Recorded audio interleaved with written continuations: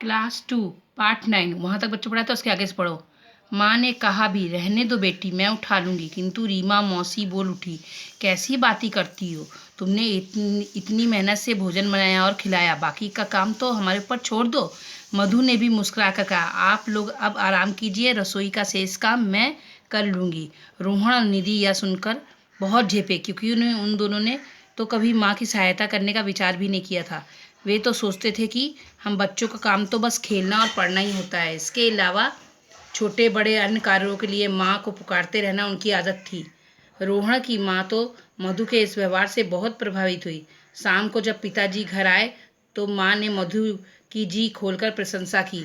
जब रोहन और निधि को महसूस हुआ कि बड़ों को भी बच्चों द्वारा सहायता किया जाना अच्छा लगता है, मधु ने रात को बड़ी अच्छी तरह बिस्तर लगाए। रोहन व निधि ने मन में दृढ़ निश्चय किया कि वे भी छोटे छोटे काम स्वयं किया करेंगे।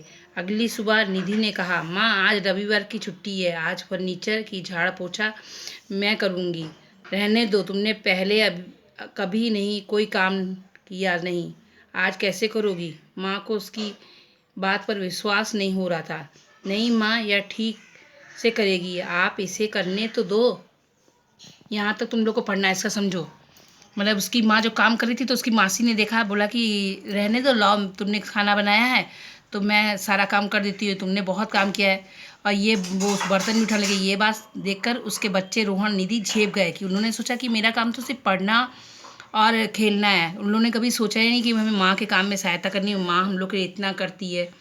और उनका वो खाली सोचते थे कि वो हर काम के लिए माँ को पुकारते हैं, ये उनकी आदत बन गई है।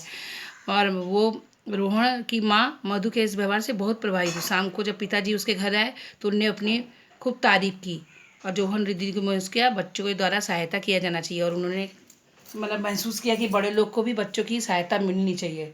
फिर उसकी माँ ने अच्छे से बिस्तर लगाया। रोहन दीदी ने मन ही मन निश्चय कर लिया कि हम सब अपनी माँ के कामों में हेल्प करेंगे और उनकी सहायता करेंगे।